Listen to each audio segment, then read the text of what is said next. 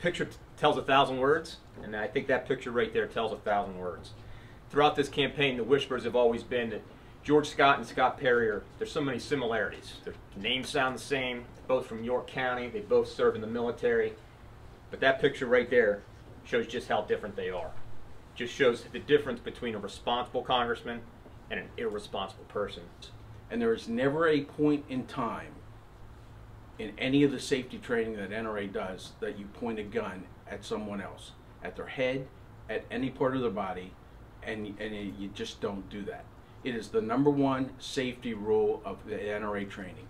When you have a weapon in your hand, you make sure you know where it's pointed at all times. And that's whether you're having fun or whatever. And you don't see people in the NRA, and you don't see qualified gun owners doing something like that. And when I saw his comments, and he said, we really shouldn't put much credence in this, that bit happened 29 years ago. That's true.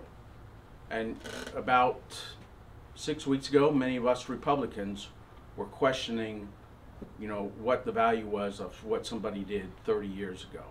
However, people like Mr. Scott, Nancy Pelosi, were trying to make sure that anybody's past 30 years ago or longer was held accountable and is something you should be living up to today. How can it be that they want to hold Republicans accountable for what they did 30 years ago, but when it's a Democrat candidate, it's something we're not supposed to worry about? When I looked at this picture and I first saw this picture, my first thought was that, you know, I was dumbfounded. Not because of who it was, because of what the picture was itself.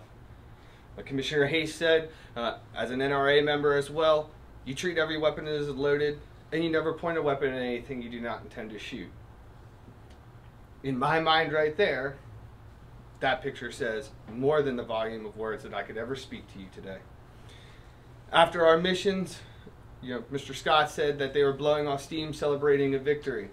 Well, Mr. Scott, from my personal experiences and the men that led me and the men that I've led, never once was this ever even a thought that crossed our mind to pose for a picture like this. George Scott's whole campaign has been a lesson in irresponsibility.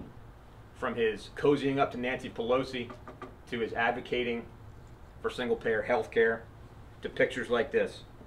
The visuals speak for themselves. He's irresponsible now, in the past, and would be in the future if he went to Congress.